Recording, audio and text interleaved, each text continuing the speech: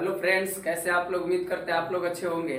जैसा कि पिछले वीडियो में हम लोगों ने देखा था कि अगर मान लीजिए 3 वर्टिसेस का कोऑर्डिनेट दे दे तो कैसे जानेंगे कि वह आपका किस प्रकार के ट्रायंगल्स होगा। मतलब ट्रायंगल में बहुत सारे टाइप्स होते हैं।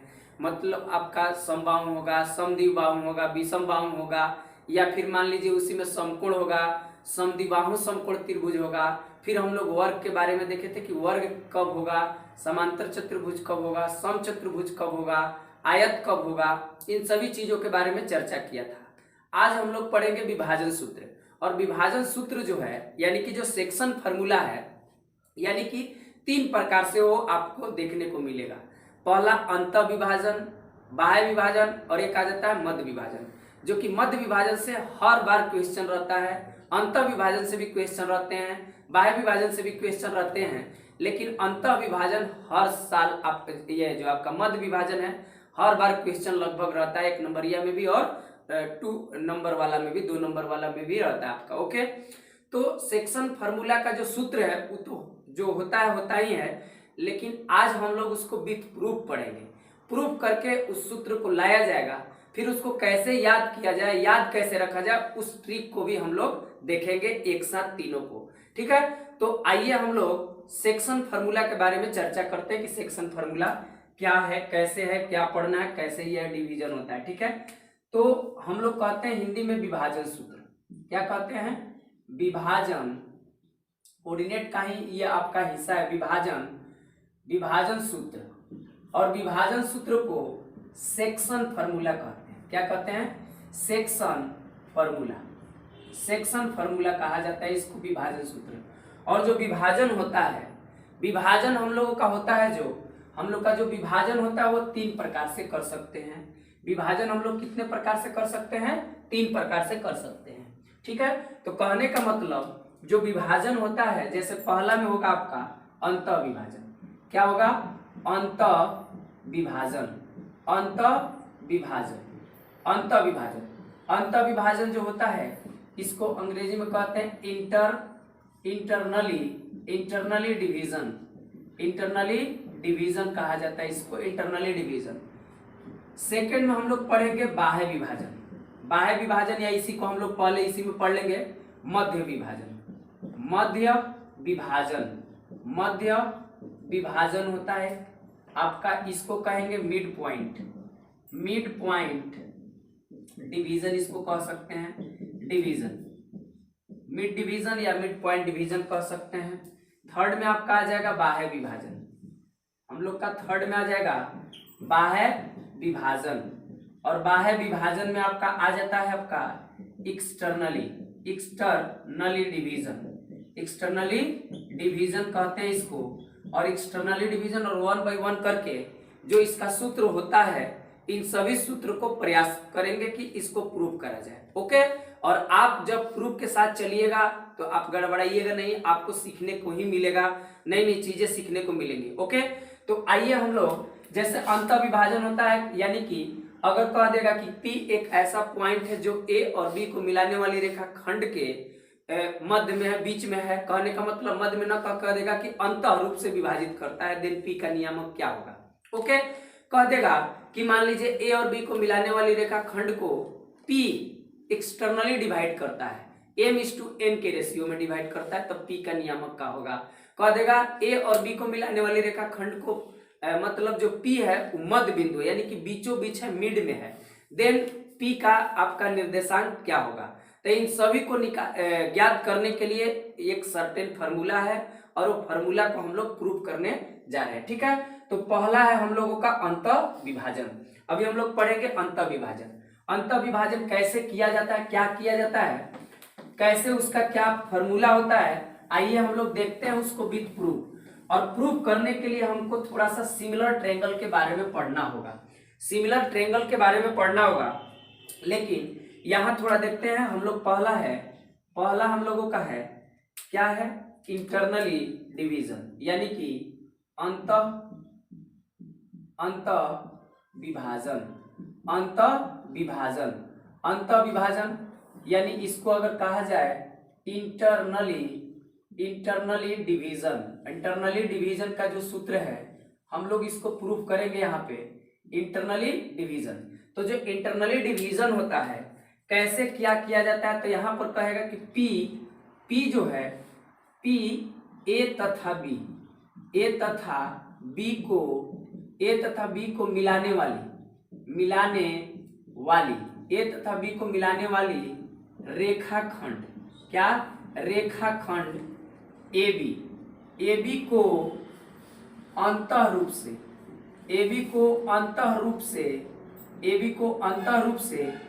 m अनुपात n के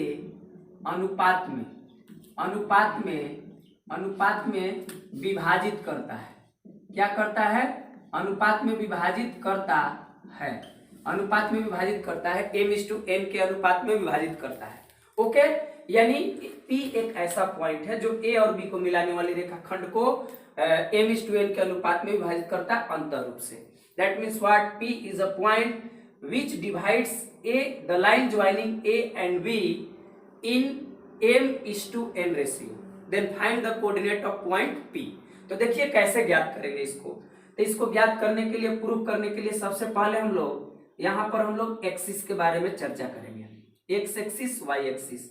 तो थोड़ा देखिए यहाँ पर, अगर मान लीजिए यहाँ पर आपका एक्स हो गया, यहाँ पर वाई हो गया, तो कोई मान लीजिए यहाँ पर आपका क्या है, एक पॉइंट ए है, एक पॉइंट मान लेते हैं बी है। एक पॉइंट ए है और एक पॉइंट क्या है, बी। तो ए पॉइंट को हम लोग मान लेते हैं कि x1, y1 इसका कोऑर्डिनेट हो गया। बी में हम लोग मान लेते हैं x2, y2 हो गया। ओके, तो हम थोड़ा सा इसको ऐसे मिला देते हैं, और जब भी ऐसे ले जाएंगे तो 90 डिग्री से ही मिलेगा, और यहाँ से इसको ऐसे ले जाते हैं तो ये भी आपका 90 डिग्री पर मिलेगा। ओके, तो थोड़ा हम P इसी में कहीं होगा, कोई जरूरी कि मिड में होगा, मिड में जरूरी नहीं है, कहीं है इंटरनली रूप से, यहाँ भी हो सकता है, यहाँ भी हो सकता है, कहीं भी हो सकता है। एट रेंडम मान लेते हैं हम कि हम यहाँ होगा, यहाँ बीच में, ये कहने का मतलब नहीं है, सिर्फ उसके ए और बी के, मतलब ए और बी के जो रेखाखंड है उसमें कहीं है अंतर रूप से। ओके, इसको यहाँ से हम लोग m मान लेते हैं, m रेशियो, ये हम लोग क्या मान लेते हैं, m रेशियो, और इसको मान लेते हैं n रेशियो। ये जो रेशियो है ये a हो गया, इसको हम p मान लेते हैं, और इसको हो गया m रेशियो, n के रेशियो में बांट रहा है p, और p का हम लोग कोऑर्डिनेट मान लेते हैं x, y। पता नहीं है, अल्फा, बीटा भी मान सकते हैं, x, y मान लिए, ठीक है। ओके, तो इसको हम लोग मान लेते हैं, यहाँ पे मान लेते हैं c, यहाँ पे मान लेते हैं d, और यहाँ पे मान लेते हैं e। ओके, तो थोड़ा सा अब हम लोग क्या करेंगे, इसको हम लोग ऐसे मिला देते हैं, यहाँ से ऐसे मिला देते हैं, और यहाँ से ऐसे मिला देते हैं, ठीक है। तो यहाँ पर हम लोग मान लेते हैं e के, हम लोग यहाँ f मान लेते हैं, और यहाँ g ले लेते हैं, क्योंकि यहाँ पर आपका अगर m n p सब लीजिएगा p तो थोड़ा सा ऑलरेडी यूज है, कंफ्यूजन हो जाएगा। तो हम लोग चलते हैं इस ट्रेंगल में, किस ट्रेंगल में, इस छोटा वाला ट्रेंगल और इस ये छोटा वाला ट्रेंगल। मतलब यहाँ पर अगर इसका बात करा जाए, यहाँ जहाँ मिल रहा है इसको हम लोग मान लेते हैं h मान लेते हैं, क्या मान लेते हैं, h। तो हम लोग चलेंगे APH में और PBG में, ये ट्रेंगल और इस ट्रेंगल में चलेंगे। थोड़ा सा यहाँ देखिए कि अगर दो ट्रेंगल मान लीजिए, किसी भी दो ट्रेंगल है, मान लीजिए A है, B है, यहाँ पर A मान लेते हैं, B मान लेते हैं, C, P मान लेते हैं, Q मान लेते हैं और R मान लेते हैं। अगर किसी ट्रेंगल में, अगर दो ट्रेंगल्स में कोई भी दो कोण बराबर हो, कोई भी दो कोण बराबर होना चाहिए। मान लीजिए ये एंगल B बराबर एंगल क्या है, P है, एंड एंगल मान लीजिए C बराबर एंगल R है, तो वह दोनों त्रिभुज क्या होगा, सिमिलर होगा। ओके, तो लिखते वक्त पहला ट्रेंगल को तो जैसे तैसे लिख देंगे, जैसे मन वैसे लिख देंगे, लेकिन ये सिमिलरिटी का सिंबल है। ऐसे सिमिलरिटी को ज्योमेट्री में हम लोग डिटेल्स में पढ़ेंगे, उसका क्या क्राइटेरिया है, क्या कंडीशंस है, कंडीशंस क्या है कि ट्रायंगल सिमिलर होंगे। अगर दो त्रिभुज सिमिलर है तो क्या क्या होते हैं, यदि दो त्रिभुज सिमिलर हो तो उनके संगत कोण करस्पॉन्डिंग एंगल बराबर होते हैं, साथ ही साथ उनके संगत भुजाओं का अनुपात क्या होता है, बराबर होता है, या संगत भुजाएं समानुपाती होते हैं। ओके, ये दो कंडीशन होता है। तो जैसे मान लीजिए यहाँ इसके बराबर, अगर मान लीजिए b के बराबर क्या है, p, b के बराबर p है, और c एंगल जो है, c के बराबर कौन सा एंगल है, r, यहाँ पे अगर इसको मान लेते हैं। ओके, तो हम लोग बी यहाँ 2 नंबर पर है, यानी कि ऑर्डर इज इंपॉर्टेंट, ऑर्डर के क्रम में लिखेंगे। पहला ट्रेंगल के तो कैसे लिख देंगे, दूसरा ट्रेंगल इसके अनुसार यहाँ लिखाएगा। कहने का मतलब है अगर एबीसी है तो यहाँ पर देख रहे हैं बी के बराबर पी है, तो बी के बराबर पी है, तो यहाँ बी के जो बी है बराबर पी, तो बी यहाँ कै नंबर पर है, तो 2 नंबर पर। ए पहले फिर बी है, तो यहाँ पी भी का नंबर पर रहेगा 2 नंबर पर। ओके, सी के बराबर आर है, तो सी लास्ट में था, आर भी लास्ट में रहेगा, और पी क्यू आर में क्यू पहले आ जाएगा। अगर किसी ट्रेंगल में 2 साइड बराबर हो जाए, 2 साइड समानुपाती हो जाए, यानी या नहीं 2 एंगल बराबर हो जाए, सॉरी 2 एंगल अगर बराबर हो जाए तो उस ट्रेंगल को, उन दोनों ट्रेंगल को सिमिलर ट्रेंगल कह सकते हैं। और इसको ऑर्डर में मिलाकर लिखेंगे, ऑर्डर इज इंपॉर्टेंट। पहला ट्रेंगल को किसी प्रकार से भी लिख सकते हैं, लेकिन दूसरा जो ट्रेंगल होगा इसी के अनुसार हम लोग लिखेंगे। और जैसे ही एक बार लिखा गया तो हम क्या कर सकते हैं, इसको ए बी ये पहला दूसरा मिलके ए बी अब बटा में क्यू पी अब बराबर होगा बी सी अब बटा में क्या हो जाएगा पी आर, और बराबर क्या हो जाएगा फर्स्ट और लास्ट ए सी, और इसमें फर्स्ट लास्ट क्यू आर। यानी कि अगर ऊपर में इस ट्रेंगल के साइड्स को लिख रहे हैं तो इसी को लिखेंगे तीनों जगह पर। अगर ऊपर में इस ट्रेंगल के साइड्स को लिख रहे हैं तो ऊपर में तीनों जगह पर उसी को लिखेंगे। ऐसा नहीं है कि एक बार इसको ऊपर लिख दिया, एक बार इसको ऊपर लिख दिया, ऐसा नहीं। अगर पहला ट्रेंगल के बारे में लिख रहे हैं तो ऊपर पहला ट्रेंगल के बारे में होगा, दूसरा के बारे में लिख रहे हैं तो दूसरा के बारे में होगा। और इसी चीज का हम लोग इस्तेमाल करेंगे इसमें। अगर हम लोग चलते हैं बाबू ट्रेंगल त्रिभुज, किसमें, त्रिभुज ए पी एच तथा त्रिभुज चलेंगे हम लोग पी चाहे बीपीजी में। किसी भी ट्रेंगल में, किन्हीं 2 ट्रेंगल्स में अगर 2 एंगल बराबर हो जाए तो हो जाएगा काम। ओके, तो देख रहे हैं कि अगर मान लीजिए 2 साइड अगर ये पैरेलल हो तो ऐसे जो एंगल बनता है करस्पॉन्डिंग एंगल, तो ये दोनों पैरेलल लाइंस हैं। अगर ये पैरेलल लाइंस है तो क्या ये एंगल और ये एंगल आपस में बराबर होगा, एकदम होगा। डेफिनेटली ये दोनों एंगल्स क्या होंगे, बराबर होंगे। ये एंगल और ये एंगल बराबर होंगे, तो क्या लिख सकते हैं हम लोग कि एंगल आपका कौन सा पी बी जी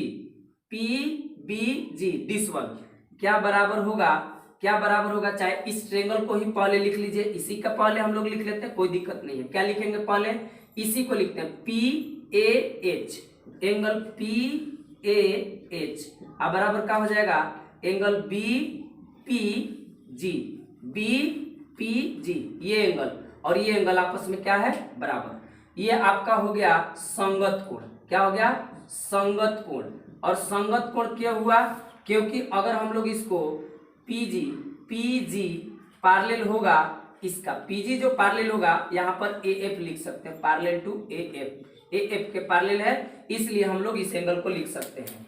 एक और एंगल को देखते हैं कि बराबर है क्या। यस, ये एंगल 90 डिग्री बना रहा है, ये भी एंगल 90 डिग्री बना रहा है, तो हम कह सकते हैं का कि एंगल PHA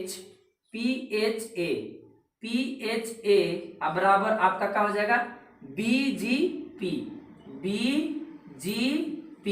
और ये प्रत्येक कितना डिग्री है, 90 डिग्री है। तो बस सिंपल सा है कि किन्हीं 2 ट्रेंगल्स में अगर 2 एंगल बराबर है तो दोनों ट्रेंगल क्या होंगे, सिमिलर होंगे। अब फट से इसको हम क्या लिख देंगे, सिमिलर लिख देंगे। तो इसीलिए पहला ट्रेंगल हो जाएगा APH और सिमिलर होगा ट्रेंगल कौन सा ट्रेंगल लिखेंगे, तो अब यहाँ पर BPG क्या लिखेंगे यहाँ पर, तो इसके अनुसार लिखेंगे। तो यहाँ देख रहे हैं कि जो बीच में रहता है उसी पॉइंट पर ना एंगल बनता है, तो एंगल ए के सामने कौन सा, एंगल ए के बराबर एंगल पी हो गया। जैसे जॉन जिस एंगल के बराबर जॉन ऑर्डर में था वहां पे लिखे थे, तो ए के बराबर क्या है, पी, तो यहाँ ए 1 नंबर पर है, तो यहाँ पर पी क्या होगा, 1 नंबर पर होगा, यानी कि 1 नंबर पर ए है तब पी 1 नंबर पर। यहाँ एच आपका क्या है, एच यहाँ पर आपका 2 नंबर पर है, इसमें जी क्या है, तो जी 2 नंबर पर है, 2 नंबर पर रहेगा। कहने का मतलब एच 2 नंबर पर है, एच बराबर जी है तो जी 2 नंबर पर रहेगा।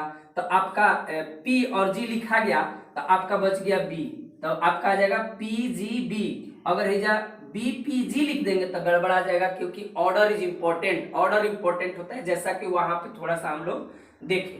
ये आपका किस से हो जाएगा, तो AA उपप्रमेय से, AA उपप्रमेय से आपका क्या हो जाएगा, प्रमेय से हम लोगों का क्या हो जाएगा, ये हम लोगों का दोनों ट्रेंगल का हो गया, ये छोटा वाला ट्रेंगल ये और ये ट्रेंगल दोनों का हो गया सिमिलर हो गया। जैसे सिमिलर हुआ तो क्या दो ट्रेंगल अगर सिमिलर हो तो उनके कॉरस्पॉन्डिंग साइड्स का रेशियो क्या होता है, बराबर होता है। तो कॉरस्पॉन्डिंग साइड्स क्या होता है, कहने का मतलब ऐसे जो पहला और दूसरा मिला के थे, इसका पहला दूसरा, तो क्या हम इसीलिए लिख सकते हैं क्या, इसीलिए लिख सकते हैं क्या कि एपी अपॉन पीजी, क्या हम एपी अपॉन पीजी लिख सकते हैं बराबर, क्या हम यहां से पीएच अपॉन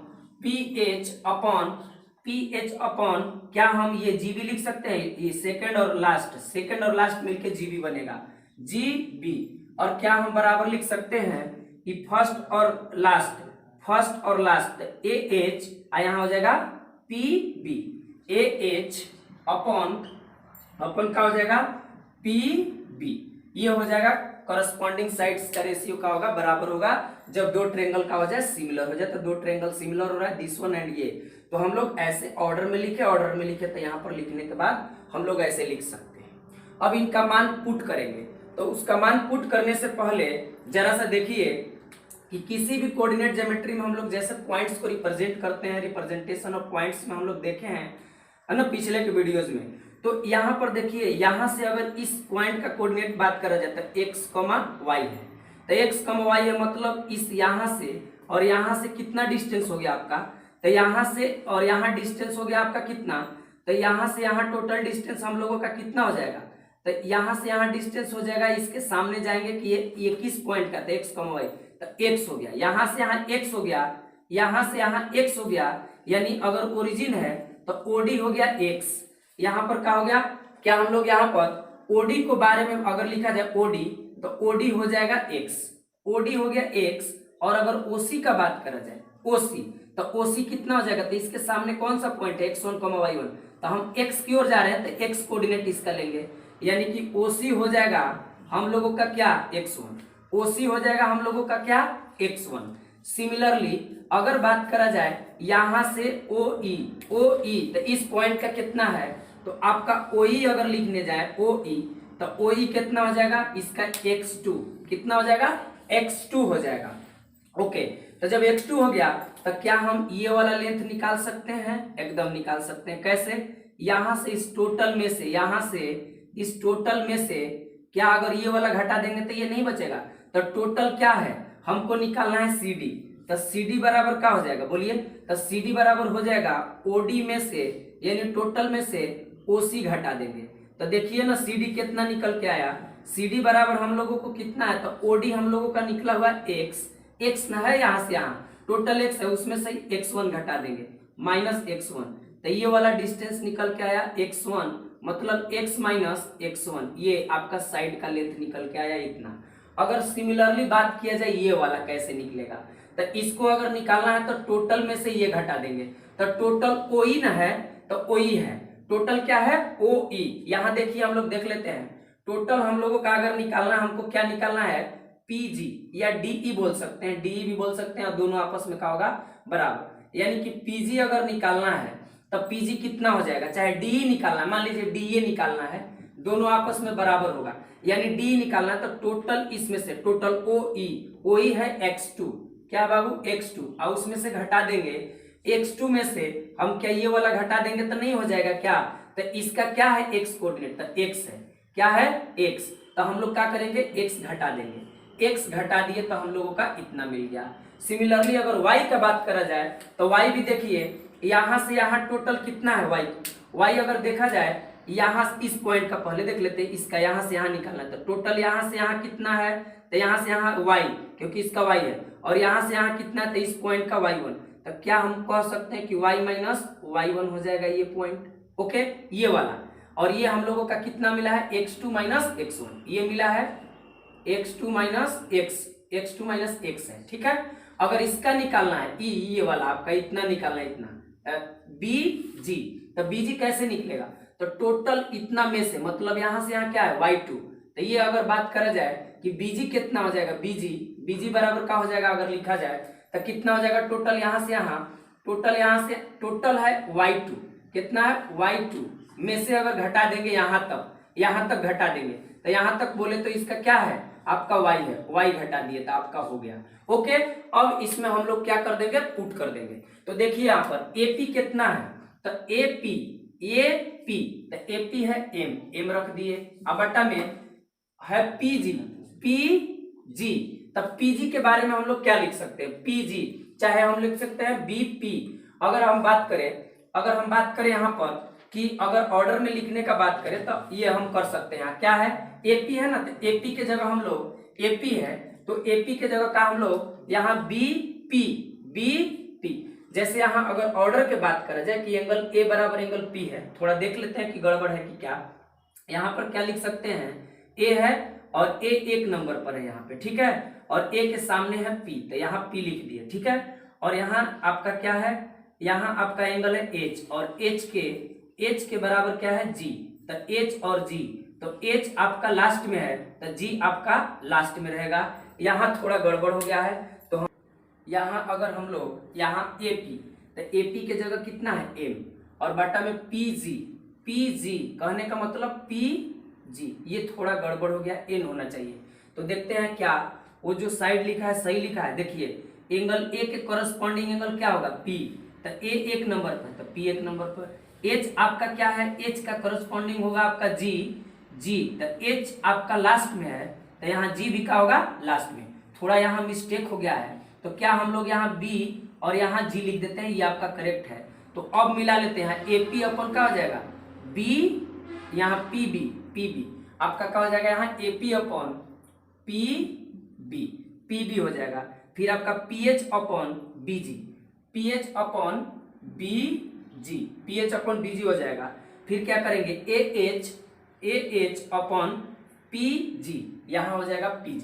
ओके, थोड़ा सा वहां गड़बड़ा गया था, कहने का मतलब इसमें हम लोग देख लिए थे कि जो H है वो आपका 2 नंबर पर यहाँ दे दिए थे, आपका इसका करस्पॉन्डिंग G 2 नंबर पर जबकि लास्ट में होगा, ठीक है। आइए हम लोग देख लेते हैं। अब रखते हैं यहाँ पर AP कितना है बाबू, तो AP है M है, ये कितना है, ये वाला लेंथ M है, M रख देते हैं। अब बटा में PB N है तो इसको N रख देते हैं।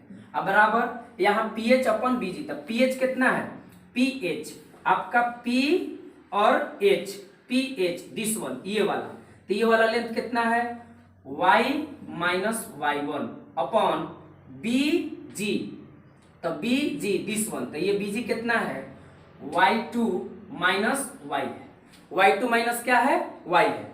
अब यहाँ पर अब और रखेंगे किसका AH का, तब AH कितना है, देखिए AH दिस वन, ये AH कितना है हम लोगों का, तो x माइनस x1 अब बट्टा में क्या हो जाएगा बाबू PG दिस वन, यानी x2 माइनस x1 अब माइनस x1 हम लोगों का हो जाएगा। अब क्या करेंगे, अब अगर 3 समीकरण यानी 3 चीजें 3 आपका बीजीय व्यंजक आपस में बराबर हो तब किसी भी 2 को हम बराबर कर सकते हैं। जैसा हम लोगों को प्रोसीड करना हो वैसा हम किन्हीं 2 का जोड़ा बनाकर आगे बढ़ सकते हैं। ओके, तो जरा सा अगर बात करा जाए कि m और n दोनों में है तो एक बार इसके बराबर ले लेते हैं, इसको इसके बराबर ले लेते हैं। ओके, तो इसीलिए हम क्या जा सकते हैं बाबू, क्या हम यहां से x माइनस x1 अब बटा में क्या कर सकते हैं x2 minus x is equal to m by n लिख सकते हैं। यस, अगर इतना लिख सकते हैं तो क्रॉस मल्टीप्लाई कर सकते हैं, तो क्रॉस मल्टीप्लाई करिएगा तो m से किस में होगा, नीचे वाला से ना, तिरछा तिरछी गुना होगा, तिरछे तिरछे बात होगा, आने जाके मुलाकात होगा। ये बेसिक क्लास में ही हम लोग इस कंसेप्ट को पढ़े हैं, तो यहाँ पर मल्टीप्लाई कर देंगे, इसका इसके साथ होगा n into x minus x1। अब जब इसका गुना करेंगे तो हम लोग क्या पाएंगे, देखिए इसमें इससे होगा तो mx2 minus mx is equal to nx अब माइनस nx1। ओके, तो हम क्या करते हैं mx2 इधर ही रहने देते हैं, माइनस में तेने कहाँ जाएगा प्लस में nx1, ये nx रहेगा और ये माइनस में तो कहाँ चल जाएगा उधर प्लस में mx। अगर आगे बात करा जाए तो यहाँ पर कुछ कॉमन नहीं हो रहा है तो mx2 प्लस nx1 रहने देते हैं, is equal to x common लेंगे तो x कॉमन लेंगे तो इजा हो जाएगा m प्लस n। अगर x का वैल्यू निकाले, इसीलिए x का वैल्यू अगर निकाले तो क्या आ जाएगा, टोटल ये गुना में है तो आपका क्या में आ जाएगा इसके भागा में, यानी mx2 plus N x one अब बटा में क्या हो जाएगा m प्लस एन। हम जिस p को माने थे, जिस हम p के निर्देशांक को x, y माने थे, तो इसमें x का नियामक क्या हो गया mx2 plus nxy upon m plus n, ये हम लोगों का आ गया। नाउ अब हम लोग क्या करेंगे, अब हम लोग क्या कर सकते हैं कि इसको और इसके बराबर लेंगे, यानी कि m बराबर y, तो m बराबर y लेते हैं तो हम लोगों को कितना मिलेगा, sorry m upon n is equal to हम लोग ले सकते हैं y minus y1 upon y2 minus y। तो अगर क्रॉस मल्टीप्लाई करते हैं तो m से मल्टीप्लाई होगा y2 माइनस y में इज इक्वल टू n से मल्टीप्लाई करेंगे हम लोग y माइनस y1 में। तो जब इसका मल्टीप्लीकेशन करेंगे तो हम लोगों को आ जाएगा my2 minus my is equal to ये कितना आ जाएगा ny माइनस ny1। तो आगे अगला राउंड में हम क्या कर सकते हैं my2 रहने देते हैं और ये जो है माइनस में इधर ला देते हैं तो ny1 हो जाएगा। इधर का होगा, देखिए माइनस में तो ना प्लस में जाएगा ny प्लस my। तो यहाँ y जैसे यहाँ x कॉमन हो जा रहा था, यहाँ x मिला के कॉमन हुआ तो यहाँ y कॉमन हो सकता है। तो क्या हम आगे अगर लिखना होगा तो my2 अब plus ny1 is equal to m common ले, सॉरी यहाँ पर y कॉमन ले लेंगे, अगर y कॉमन लिए तो m प्लस का हो जाएगा n। अगर m प्लस n हो गया तो थोड़ा यहाँ देखिए इसको हम क्या लिख सकते हैं, इसको हम यहाँ गुना में है तो क्या यहाँ भागा में आ जाएगा, तो इसीलिए y बराबर कितना मिला my2 प्लस ny1 अब बाटा में क्या हो जाएगा m प्लस n।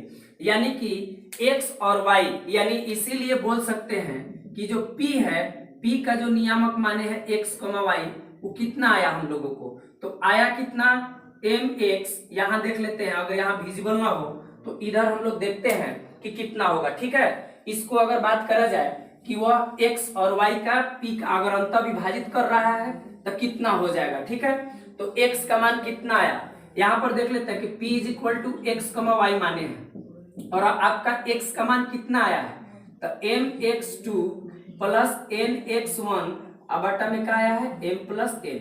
x का वैल्यू जो आया हुआ है यही ना है आपका, और सिमिलरली y का वैल्यू y के जगह रख देंगे, कितना हो जाएगा कॉमा my2 प्लस ny1 अब बटा में m प्लस n।